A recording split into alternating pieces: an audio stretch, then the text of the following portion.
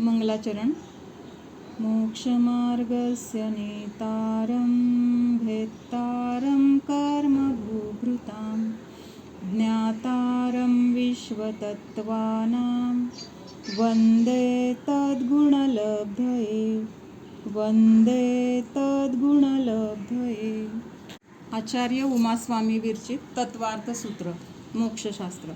तर ह्याच्यामध्ये आपण सम्यक दर्शनाचं महत्त्व बघत होतो। सम्यक दर्शनाशिवाय सम्यक ज्ञान आणि चारित्र्य सम्यक मानलं जात नाही, त्यामुळे तिथं सम्यक्त्व असेल तरच सगळ्या आपल्या क्रियाला किंवा ज्ञानाला किंमत आहे। मग काल आपण सम्यक दर्शनाचं महत्त्व बघितलं। आता त्याच्या पुढे आपण सम्यक दर्शन का बल, पान नंबर आहे 11 आणि शेवटून दुसरी ओळ आहे। सम्यक दर्शन का बल, केवली और सिद्ध भगवान रागादि रूप परिणमित नहीं होते और संसार अवस्था को नहीं चाहते, यह सम्यक दर्शन का ही बल समझना चाहिए। म्हणजे सम्यक दर्शनाचं महत्त्व तर सांगितलं। मग आता सम्यक दर्शनाची शक्ती काय आहे, तर काय सांगतायत की ह्या सम्यक दर्शनाच्या द्वारे केवली पद किंवा सिद्ध भगवान सिद्ध पद मिळालं। मग आता हे असं आहे सम्यक दर्शन की हे पद मिळाल्यानंतर परत कधीही आपल्याला राग द्वेषादी विकार उत्पन्न होणार नाहीत किंवा ह्या संसार अवस्थेमध्ये येण्याचे भाव होणार नाहीत। तर हे कशाची शक्ती आहे? सम्यक दर्शनाची शक्ती आहे। का असं वाटणार नाही?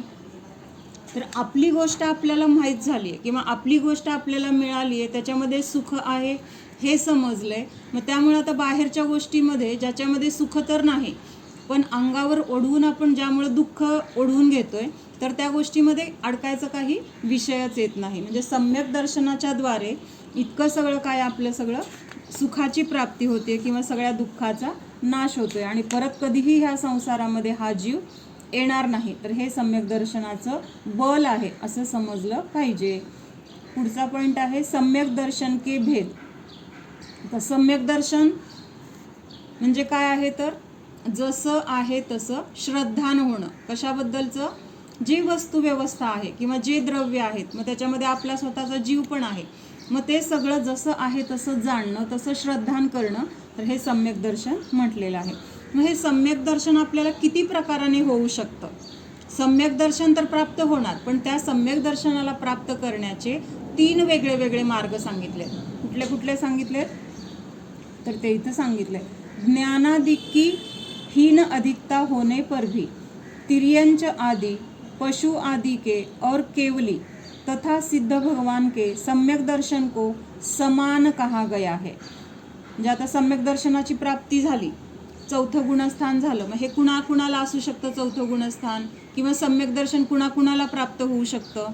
नाही की त्याच्यासाठी फक्त मनुष्यच व्हायला पाहिजे, दीक्षाच घ्यायला पाहिजे, व्रतच धारण करायला पाहिजे असं काही नाही। तर चारही गतीमधल्या जीवांना सम्यक दर्शन प्राप्त करण्याची योग्यता तर आहे, पण तिथं काय सांगितलंय? ते प्राप्त करण्याचे मार्ग किंवा ते वेगवेगळ्या प्रकारांनी प्राप्त होऊ शकतं, त्यामुळे तिथं सम्यक दर्शनाचे वेगळे वेगळे भेद सांगितले। पण कुठल्याही मार्गाने सम्यक दर्शन झालं तर सम्यक दर्शन कसं आहे? समान आहे। त्या सम्यक दर्शनामध्ये काही फरक नाही आहे। म्हणजे आता औपशमिक झालं, क्षायोपशमिक झालं किंवा क्षायिक झालं, सम्यक दर्शन जे प्राप्त झाले तर ते कसं आहे? सेम आहे। तिथं काय आहे तर म्हणजे त्यांच्या चौथ्या गुणस्थानामध्ये प्राप्त झालेलं सम्यक दर्शन असेल किंवा पुढं अजून 5व्या पासून पुढच्या सगळ्या गुणस्थानामध्ये सम्यक दर्शन जे झालेलं आहे, किंवा केवली भगवान किंवा सिद्ध भगवान, आता ते पण कसे आहेत? क्षायिक सम्यक दृष्टीच आहेत किंवा क्षायिक सम्यक दर्शन त्यांच्याजवळ आहेच। मग हे सगळं जे सम्यक दर्शन प्रत्येकाकडं वेगळं वेगळं असेल किंवा वेगळ्या वेगळ्या गुणस्थानामधलं असेल, पण त्यांची काय सांगितली आहे? जाती समान सांगितली। जाती समान म्हणजे टाईप एकच आहे। म्हणजे आपण ह्याच्यासाठी उदाहरण साखरेचं बघतो, 1 कण साखर, कुणाकडे 2 कण आहे, कुणाकडे चमचाभर आहे, कुणाकडे वाटीभर आहे, कुणाकडे पोतभर आहे, पण सगळ्यांची साखर कशी आहे? त्या साखरेची गोडी समान आहे। आपली एखाद्याची साखर गोड आहे आणि एखाद्याची साखर कडू आहे असं कधीही होणार नाही। म्हणजे चौथ्या गुणस्थानापासून अरिहंत सिद्धपर्यंत जे सम्यक्त्व आहे तर त्यांची जाती काय आहे? समान आहे। भेद कुठं आहे? तर तिथं कमी जास्तपणा एवढाच भेद आहे। समजा एखाद्याकडे 100 रुपये आहेत, एखाद्याकडं 1000 रुपये आहेत, एखाद्याकडं लाख रुपये आहेत. किंमत कशी आहे त्यांची? कमी जास्तपणा आहे, पण पैसे रूपाने कसे आहेत तर समान आहेत. तसं इथं सम्यक दर्शन सेमच आहे असं सांगितले. जाती त्यांची समान आहे. उनके आत्मप्रतीती एक ही प्रकार की होती है. जाती समान आहे, किंवा आता आपण साखरेचं उदाहरण घेतलं, मग त्यांच्यामध्ये काय आहे तर चौथ्या गुणस्थानामध्ये त्या जीवाला जे आत्म्याचा अनुभव झालेला आहे. प्रतीती म्हणजे काय? आत्म्याचा अनुभव झालेला आहे. आत्म्याला त्यांनी जाणलंय की हा मी जीव, असं तिथं काय झालेलं आहे, निर्णय झालेला आहे किंवा ती अनुभूती झालेली आहे. तर ती चौथ्या गुणस्थानामधल्या जीवाला झालेली अनुभूती आणि तिथून पुढं केवली भगवंतांपर्यंत झालेलं सगळं जे काही श्रद्धान आहे तर ते कसं आहे, समान आहे, एकसारखंच आहे असं सांगितलंय. म्हणजे आत्म्याचा अनुभव झाल्यानंतर प्रत्येक गुणस्थानामध्ये असलेल्या जीवाला त्या अनुभवामध्ये काय वेगळेपणा जाणवणार नाही. वेगळेपणा कशात असणार आहे? फक्त कमी जास्तपणा ह्याच्यामध्ये असणार आहे.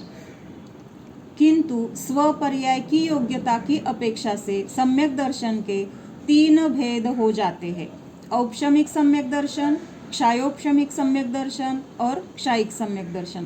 म्हणजे आता ज्या त्या जीवाची जशी योग्यता असेल, जसं तिथं कर्माचा उपशम होणार आहे का क्षय होणार आहे का क्षयोपशम होणार आहे, त्याची जशी योग्यता असेल त्यानुसार जे तिथं सम्यक दर्शन प्राप्त होणार आहे तसं नाव तिथं दिलं गेलेलं आहे. म्हणून 3 नावं सगळ्यांच्या लक्षात आहेत. आता सम्यक दर्शनाचे 3 भेद कुठले आहेत तर औपशमिक सम्यक दर्शन, क्षायोपशमिक सम्यक दर्शन आणि क्षायिक सम्यक दर्शन. ह्या प्रकाराने उत्पन्न झालंय म्हणून तिथं त्या नावाला तिथं दिलं गेलंय. म्हणजे काय, आता कशाला काय म्हणतात ते बघूया. औपशमिक सम्यक दर्शन उस दशा में मिथ्यात्व कर्म के तथा अनंतानुबंधी कषाय के जड़ रजकण स्वयं उपशम रूप होते है. काय सांगितलंय? जेव्हा औपशमिक सम्यक दर्शन होतं तर त्यावेळेस काय होतं, जे काही मिथ्यात्व कर्म आहे, म्हणजे सम्यक दर्शन होण्यापूर्वी जीवाची अवस्था नियमाने कुठली असणार आहे? मिथ्या दर्शन किंवा मिथ्यात्व अवस्थेमध्ये तो जीव असणार आहे. म्हणजे त्याची मान्यता कशी असणार आहे? विपरीत मान्यता, चुकीची मान्यता. पण आता देवशास्त्र गुरूंच्या सान्निध्यात आलंय, तत्व वगैरे समजलंय आणि त्यामुळे तिथं आत्म्याची काय झाली, जाणण्याची तिथं रुची निर्माण झाली. मग अशा जीवाला एक नाव आहे. काय नाव आहे तर सम्यक दर्शन सन्मुख मिथ्यादृष्टी. म्हणजे जीव तर तो मिथ्यादृष्टी आहे, पण आता सम्यक दर्शन प्राप्त करण्यासाठी तो काय झालेला आहे, उन्मुख झालाय किंवा त्या सम्यक दर्शनाकडे त्याने आता काय केलेलं आहे, प्राप्तीसाठी प्रयत्न चालू केलेले आहेत. मग अशा वेळेस हे जे मिथ्यात्व कर्म आहे किंवा अजून दुसरं कुठलं आहे तर अनंतानुबंधी कषाय, ह्यांचे जे काही कर्म आहेत किंवा हे जे काही कर्म रजकण म्हणजे काय आहे तर कर्म. कुठलं कर्म आहे मुख्यतेने? हे कशाचे भेद सांगितलेत आत्ता? मिथ्यात्व आणि अनंतानुबंधी. कुठल्या कर्माचे भेद आहे ते?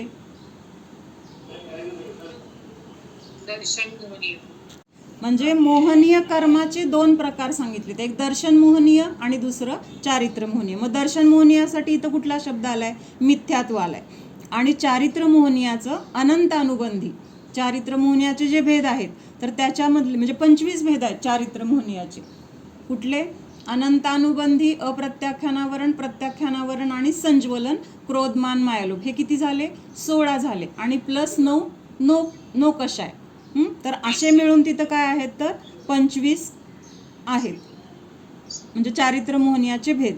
मग इथं जेव्हा आपल्याला औपशमिक सम्यक दर्शन होतंय त्यावेळेस मिथ्यात्व म्हणजेच दर्शन मोहनीय तथा चारित्र मोहनीयाचे अनंतानुबंधी 4 ह्या कषायांचं काय होतं तिथं स्वयं उपशम. स्वयं शब्द इथं महत्त्वाचा आहे. का महत्त्वाचा आहे तर आपण म्हणतो ना, कर्माचा तिथं काय केला, उपशम केला, क्षय केला, क्षयोपशम केला, म्हणजे तिथं कर्ता बुद्धीने बोललं जातं. म्हणून इथं सांगितलंय की त्या कर्माचा स्वयं उपशम झाला. काल आपण बघितलं होतं की प्रत्येक द्रव्य स्वतंत्र आहे. भगवंतांनी घाती कर्म नष्ट केले असं म्हणलं जाईल, पण ते कसं आहे, उपचार आहे. भगवंतांनी काय केलंय, फक्त स्वतःच्या आत्म्यामध्ये राहण्याचा पुरुषार्थ केलेला आहे. आणि निमित्त रूपाने तिथं जे कर्म आहे तर त्या कर्माची अवस्था मग कशी झालेली आहे, तिथं नष्ट होण्याची, उपशम होण्याची जे काय अवस्था असेल ती तिथं झालेली आहे. म्हणून हे इथं काय सांगितलंय की हे मिथ्यात्व आणि अनंतानुबंधीचे जे 5 भेद आहेत तर ते काय होतात, स्वतः उपशम रूप होते. हे उपशम होतं म्हणजे काय होतं, आपण ह्याचं खूप थोड्या काळासाठी तिथं ते दबलं जाते किंवा शमलं जाते, पण त्याचं अस्तित्व तिथं आहेच. ह्याच्यासाठी उदाहरण आपण बघतो ते पाण्यामध्ये चिखल मिसळलेला ग्लासमध्ये घेतलाय आपण आणि तिथं काय केले, तुरटी फिरवली. आता तुरटी फिरवल्यानंतर 10 मिनिटातच काय झालं, सगळा जो काही चिखल होता तो तळाला बसलाय आणि वरचं पाणी कसं आहे, अगदी स्वच्छ निर्मळ झालेलं आहे.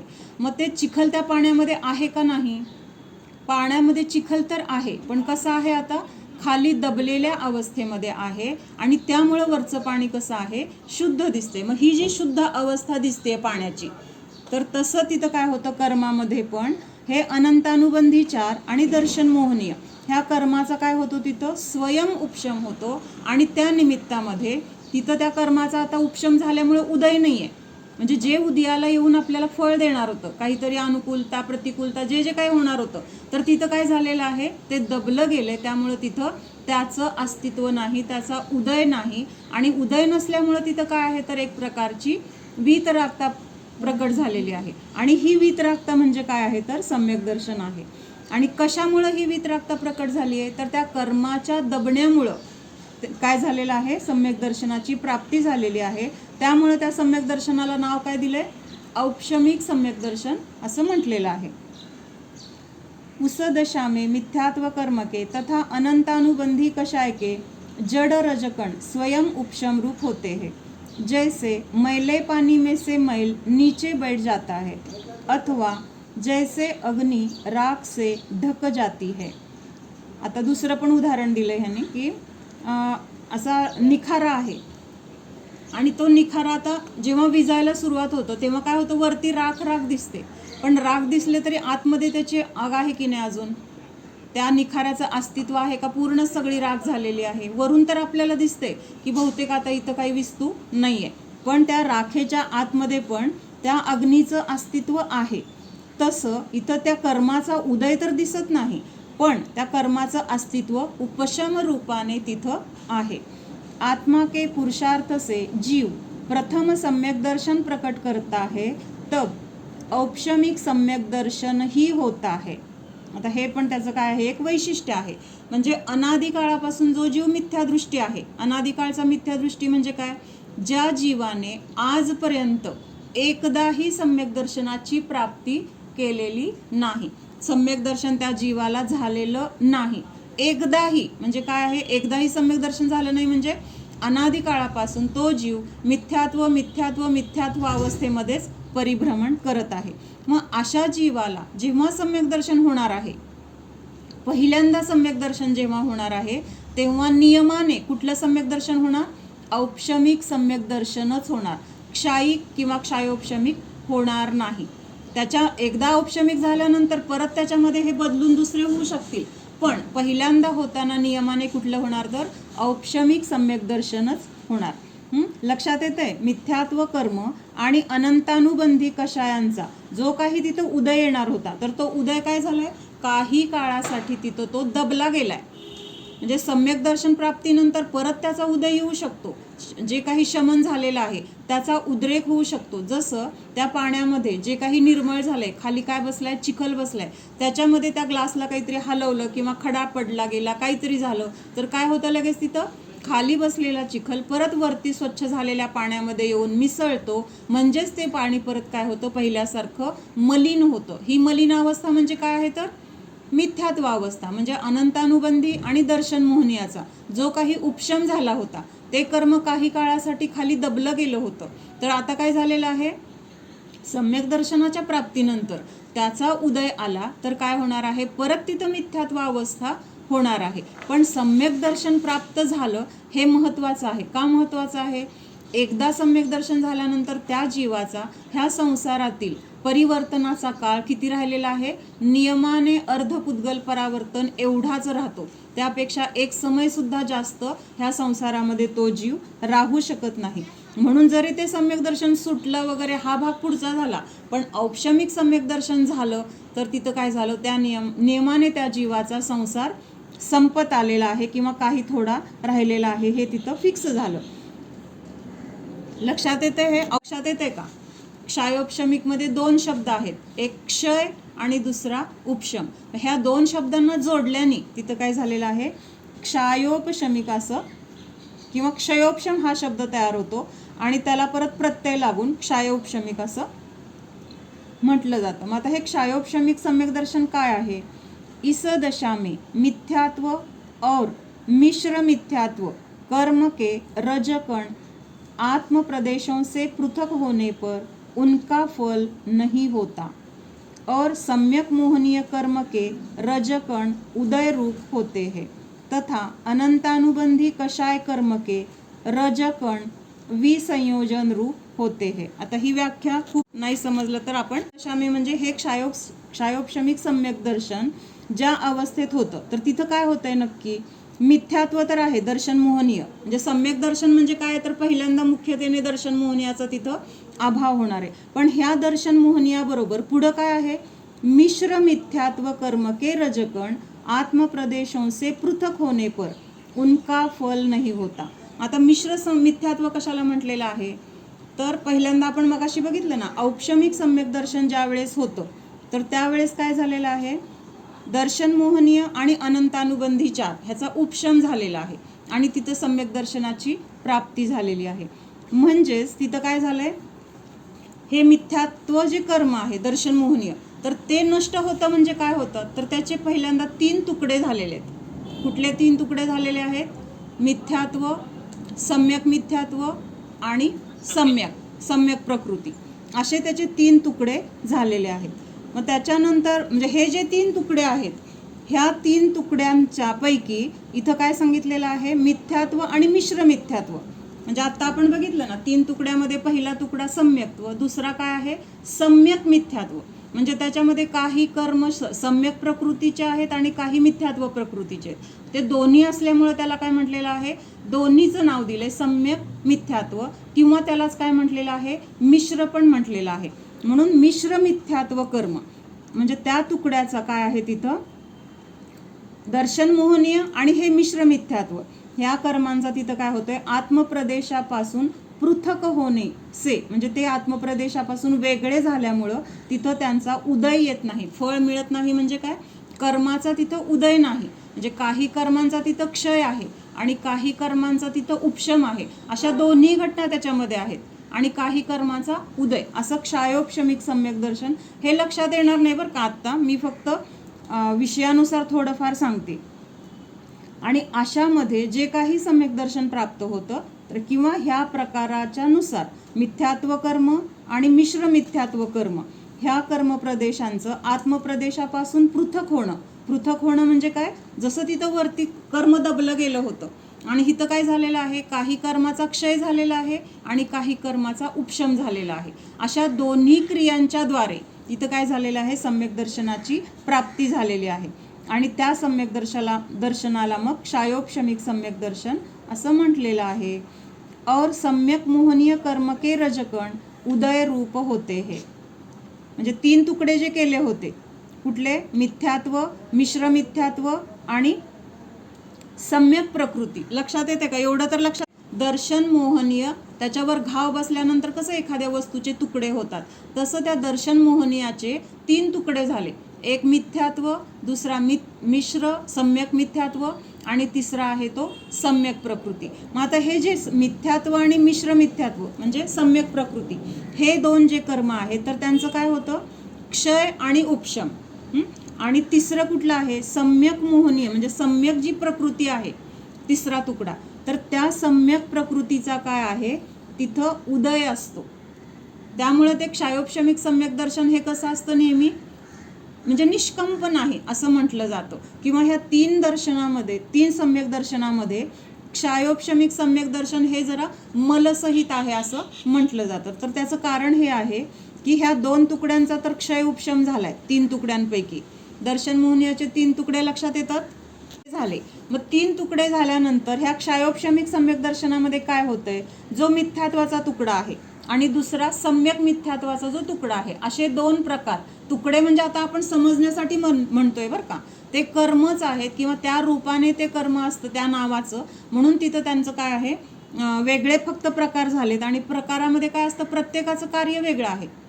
कसं आहे, पूर्ण मिथ्यात्व जे आहे तर विपरीत मान्यतेचंच आहे. मिश्रमध्ये काय आहे, थोडं असम्यक आहे, थोडं मिथ्यात्व आहे, म्हणून त्याला मिश्र म्हटलेलं आहे. आणि सम्यक प्रकृतीमध्ये काय आहे, मिथ्यात्वाचा अंश नाही पण तो सुद्धा त्याचाच तुकडा आहे. त्यामुळे ते त्या 3 तुकड्यामध्ये सम्यक प्रकृती एक जे नाव आहे, तर त्या प्रकृतीचा तिथं उदय आहे. कशामध्ये, क्षायोपशमिक सम्यक दर्शनामध्ये. आणि मिथ्यात्व आणि मिश्र मिथ्यात्व किंवा सम्यक मिथ्यात्व ह्या कर्मांचा तिथं काय आहे, उपशम आणि क्षय असे दोन्ही प्रकार आहेत. आणि तिसरा उदय आहे. आणि अशा पद्धतीने जे सम्यक्त्व प्राप्त होतं तर त्याला काय म्हटलेलं आहे, क्षायोपशमिक सम्यक दर्शन. आता हे क्षायोपशमिक सम्यक दर्शन कुणाला होणार आहे, ज्याला अगोदर औपशमिक सम्यक दर्शन होऊन गेलेलं आहे. म्हणजे जो अनादि मिथ्यादृष्टी आहे त्याला तर हे होणार नाही. हा नियम तर लक्षात आला सगळ्यांच्या. पहिल्यांदा जर अनादि मिथ्यादृष्टी जीवाला सम्यक दर्शन प्राप्त होणार असेल तर नियमाने कुठलं होणार, औपशमिक सम्यक दर्शनच प्राप्त होणार. मग औपशमिक सम्यक दर्शन जेव्हा होतं त्यावेळेस त्या दर्शन मोहनीयाचे 3 तुकडे झालेले आहेत. कुठले 3 तुकडे झाले, पहिला मिथ्यात्व, दुसरा सम्यक मिथ्यात्व आणि तिसरा सम्यक प्रकृती. हे 3 तुकडे जे झालेले आहेत तर ह्या 3 तुकड्यांचं जेव्हा क्षायोपशमिक सम्यक दर्शन होणार आहे तर त्या अवस्थेमध्ये काय होणार आहे, पहिले 2 जे तुकडे आहेत किंवा पहिले जे 2 कर्म आहेत, कुठले, मिथ्यात्व आणि मिश्र मिथ्यात्व, हे जे कर्म आहेत तर त्या कर्माचा काय होणार आहे तिथं, ते आत्मप्रदेशापासून वेगळे होत आहेत. म्हणजे काय, त्यातले काही कर्म खाली दबले गेलेत, म्हणजे काय झालंय, त्यांचा उपशम झालाय. आणि काही कर्म काय झालेले आहेत, नष्ट झालेत, त्यांचा क्षय झालेला आहे. म्हणजे ह्या 2 अवस्था झाल्या. आणि तिसऱ्या कर्माचं जे आहे, तिसरा तुकडा कुठला आहे, सम्यक प्रकृती. आणि त्या तुकड्याचं काय आहे, क्षय पण नाही, उपशम पण नाही, तर तिथं काय आहे, उदय आहे. कर्माचा उदय तिथं आहे. औपशमिकमध्ये काय झालं होतं तर तिथं पूर्णच सगळं खाली बसलं होतं, त्यामुळे ते पाणी निर्मळ होतं. पण हा मिथ्यात्वाचाच प्रकार आहे सम्यक प्रकृती, त्याचा उदय असल्यामुळं क्षायोपशमिक सम्यक दर्शन औपशमिक किंवा क्षायिक सारखं निर्मळ म्हटलं जात नाही. सम्यक दर्शन आहे तिथं, हे सम्यक दर्शन झालंय, त्यानंतर पण तो जीव मोक्षाला जाणारच आहे. त्याचा तो काळ औपशमिकच्या वेळेसच फिक्स झालाय, कुठला, अर्धपुद्गल परावर्तन. मग पण फरक काय आहे हे समजून घेण्यासाठी लक्षात घ्यायचंय की औपशमिकमध्ये जी निर्मळता शुद्धता आहे किंवा क्षायिकमध्ये जी शुद्धता निर्मळता आहे तेवढी इथं क्षायोपशमिकमध्ये नाहीये. का नाहीये, तर दर्शन मोहनीयाचा तिसरा तुकडा जो आहे सम्यक प्रकृती, तर त्याचा तिथं उदय आहे. आणि त्यामुळं त्या सम्यक दर्शनामध्ये काय म्हटलं जातं, तेवढी निर्मळता नाहीये. लक्षात आलं. दर्शन मोहनीयाचे 3 तुकडे केले झाले, मिथ्यात्व आणि मिश्र मिथ्यात्व ह्या कर्मांचा तिथं उपशम आणि क्षय झालेला आहे. आणि सम्यक प्रकृती तिसरा जो तुकडा आहे त्याचा तिथं काय आहे, उदय आहे. अशा अवस्थेमध्ये त्या जीवामध्ये जे परिणाम आहेत किंवा परिणामांची विशुद्धी किंवा तिथं वितरागता जी प्रकट झालेली आहे तर त्याचं नाव काय आहे, क्षायोपशमिक सम्यक दर्शन. आता क्षायिक सम्यक दर्शनामध्ये काय होतंय, इस दशा में मिथ्यात्व प्रकृति के तीनों उपविभाग के, तीनों उपविभाग म्हणजे जे दर्शन मोहनीयाचे 3 तुकडे झाले होते, मिथ्यात्व, सम्यक मिथ्यात्व आणि सम्यक प्रकृती, हे जे 3 तुकडे झाले होते तर हे रजकण आत्मप्रदेशों से सर्वथा हट जाते हैं. इसलिए मिथ्यात्व और अनंतानुबंधी 7 प्रकृतियों का क्षय हुआ ऐसा कहलाते हैं. काय म्हटलेलं आहे, क्षायिक सम्यक दर्शन म्हणजे नावातच सांगितलंय.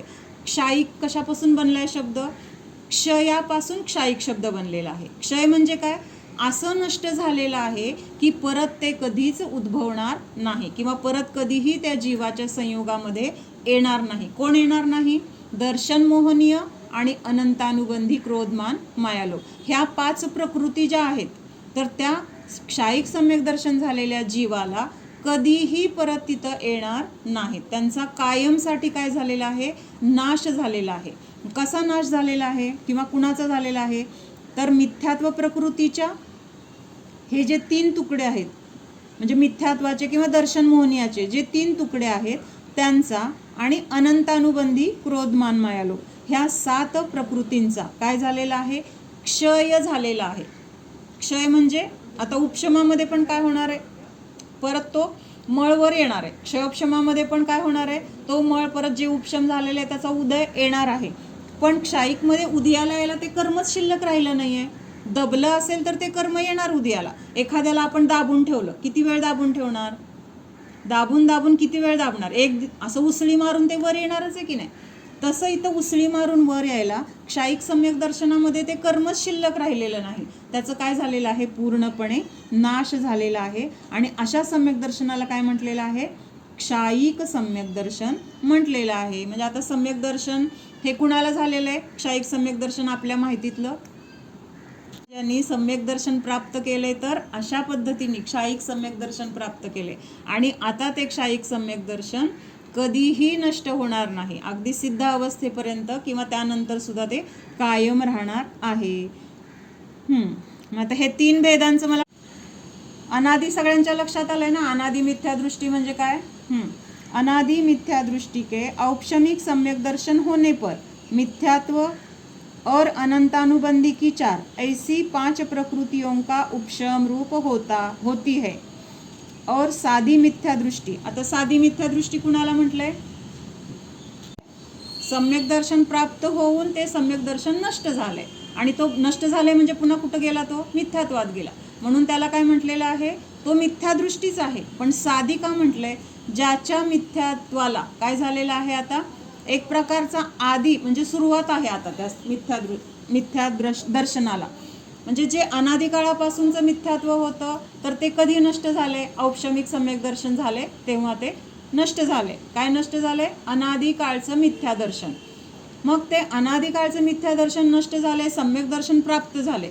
पण त्याच्यानंतर काय झालंय, अनंतानुबंधी आणि दर्शन मोहनीय जे दबलं गेलं होतं त्याचं काय झालंय, तिथं उदय आलाय. उदय आलाय म्हणजे ते उसळून वर आलंय. काय म्हटलं मी, साधी आणि अनादी लक्षात येते का. अनादी मिथ्या दर्शन जे चालू होतं अनंत काळापासून, सम्यक दर्शन एकदाही प्राप्त झालं नव्हतं. अशा जीवाला सम्यक दर्शन प्राप्त झालं तेव्हा कुठलं सम्यक दर्शन म्हटलं गेलं, औपशमिक सम्यक दर्शन. मग हे औपशमिक सम्यक दर्शन काय, तिथं जे कर्म दबलं होतं तर त्या दबलेल्या कर्माचा उदय आला. परत उदय आला म्हणजे जे दबलं होतं तर ते वरती परत उदयाला आलं, म्हणजे उसळलं गेलं. आणि त्यावेळेस तिथं काय झालं, सम्यक दर्शन नष्ट झालं. नष्ट झालं म्हणजे काय झालं, कर्माची मलिनता आली तिथं. मलिनता म्हणजे अनंतानुबंधी कशा उत्पन्न झालेत, क्रोधमान मायालोभ, दर्शन मोहनीयाचा उदय आलाय. त्यामुळे तिथली ती वितरागता नष्ट झाली आणि तिथं आता काय आहे, मिथ्यात्व परत अवस्था प्रकट झालेली आहे. मग ह्या मिथ्यात्वाला आता सुरुवात आहे, कारण हे मिथ्यात्व कधी उत्पन्न झालंय हे आपण सांगू शकतो. अनादिकाळचं मिथ्यात्व कधीपासून हे सांगू शकतो का आपण, सांगू शकतो का अनादिकाळचं मिथ्यात्व कधीपासून होतं हे सांगू शकतो का, त्याला सुरुवात नाही. पण आता जे मिथ्या दर्शन परत प्रकट झाले, सम्यक्त्व नष्ट झाल्यानंतरचं जे मिथ्यात्व प्रकट झाले, तर ते मिथ्यात्व कसं आहे, आता त्याची सुरुवात म्हणता येईल ह्या ठराविक क्षणापासून ते परत मिथ्यात्वी जीव झाला असं म्हणता येतं. म्हणून त्याला काय म्हटलंय, साधी. साधी म्हणजे काय, स प्लस आदी. स म्हणजे सहित, आदी म्हणजे सुरुवात, जे सुरुवातीने सहित आहे, म्हणजे ज्याची सुरुवात झाली हे आपण समजू शकतो, आपल्याला कळू शकतं, तर त्याला काय म्हटलेलं आहे, साधी म्हटलेलं आहे. मग असा साधी मिथ्या दृष्टी म्हणजे ज्यांनी पूर्वी सम्यक दर्शन तर प्राप्त केलं होतं पण ते परत काय झालेलं आहे, नष्ट झालेलं आहे आणि तो परत काय झाला, मिथ्या दृष्टी झालाय. मग अशा जीवाला साधी मिथ्या दृष्टी म्हटलेलं आहे. साधी आणि अनादी मिथ्या दृष्टी लक्षात येते का, ज्याला सुरुवातच नाही.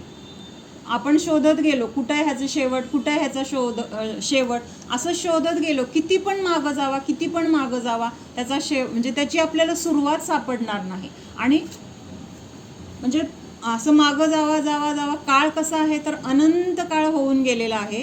त्यामुळं त्या काळाला सुरुवात कुठं आहे असं नाहीच आहे. म्हणजे अनादी काळापासून हे चालूच आहे कालचक्र, त्यामुळे ह्याला सुरुवात नाही. म्हणून त्याला काय म्हटलेलं आहे, ज्याला आदी नाही, आदी म्हणजे सुरुवात नाही, तर त्याला अनादी म्हटलेलं आहे. मग अनादी काळापासून ज्या जीवाला सम्यक दर्शन प्राप्तच नाही झालेलं तर त्याला काय म्हटलेलं आहे, अनादी मिथ्या दृष्टी असं म्हटलेलं आहे. लक्षात येते का, अनादी मिथ्या दृष्टी, ज्याला अनादी काळापासून म्हणजे इतका काळ जेवढा काही ह्या म्हणजे संसारामध्ये घालवलाय, तर या एवढ्या काळामध्ये एकदाही त्या जीवाने सम्यक्त्व प्राप्त केलेलं नाही. त्याला म्हटलेलं आहे अनादि मिथ्यादृष्टी. एवढं तर लक्षात आलं. तर ज्याला सुरुवात आहे, आदीने जे सहित आहे, आदी म्हणजे सुरुवात, सुरुवातीने जे सहित आहे म्हणजे ज्याची सुरुवात आपल्याला लक्षात येते, तर त्याला काय म्हटलेलं आहे? सादी. म्हणजे आता पहिल्यांदा जे मिथ्यादृष्टी अनादी होता त्याला सम्यक दर्शन प्राप्त झालं.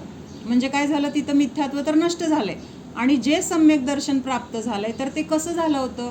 काही कर्म दबल्या गेले होते आणि त्या कर्माचा उदय आल्यानंतर त्याचं ते सम्यक्त्व नष्ट झालंय आणि तिथं परत मिथ्यात्वाचा उदय आलेला आहे. म्हणजे तो जीव कुठं गेला? परत मिथ्यात्व गुणस्थानामध्ये गेला किंवा त्याला परत मिथ्यात्व तिथं अवस्था प्रकट झालेली आहे. मग आता त्याची मिथ्यात्व अवस्था कधी प्रकट झाली म्हणलं तर आपण सांगू शकतो की नाही?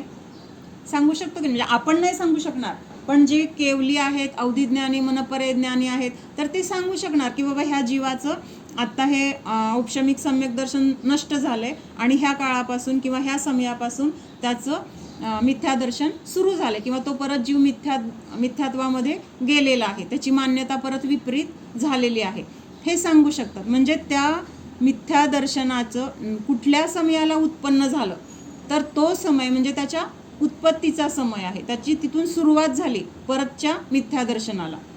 ते मिथ्यात्व म्हणजे उत्पन्न झालं तर त्या क्षणाला काय म्हटलेलं आहे? मिथ्यात्व सुरू झालं परत.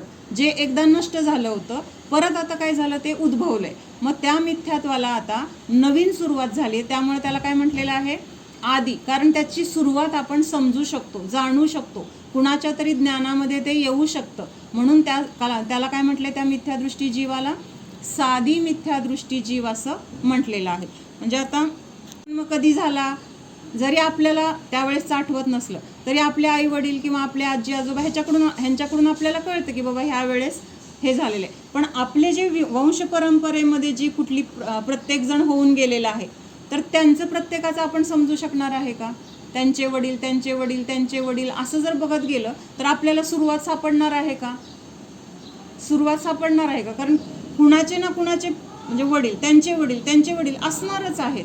त्यामुळे तिथापर्यंत आपण जाऊ शकत नाही किंवा गेलं तरी आपल्याला तिथं सुरुवात सापडणार नाही. म्हणून त्याला म्हटलं ज्याला सुरुवात नाही ते अनादी. पण आपलं जन्म कधी झालाय हे आपल्या लक्षात येते की नाही? मग ह्याला म्हणायचं साधी. म्हणजे ते मिथ्यादर्शन कधी प्राप्त झालंय? प्राप्त झालंय म्हणजे ते परत उत्पन्न झालंय, उत्पन्न झालंय म्हणजे त्याचा जन्म झालाय. मग त्या वेळेला पासून ते मिथ्यात्व सुरू झालं असं म्हणता येतं, म्हणून त्याला काय म्हटलंय? साधी मिथ्यादृष्टी असं म्हटलेलं आहे. लक्षात येतंय? ओम सावधान जाणा, हा मी शुद्ध जीव आहे, जाणणारा आहे, मात्र जाणत आहे. जाणणे सोडून मी अन्य काहीही करणारा नाहीच. जाणा, हा मी जीव सर्व प्रकारच्या कर्माने रहितच आहे.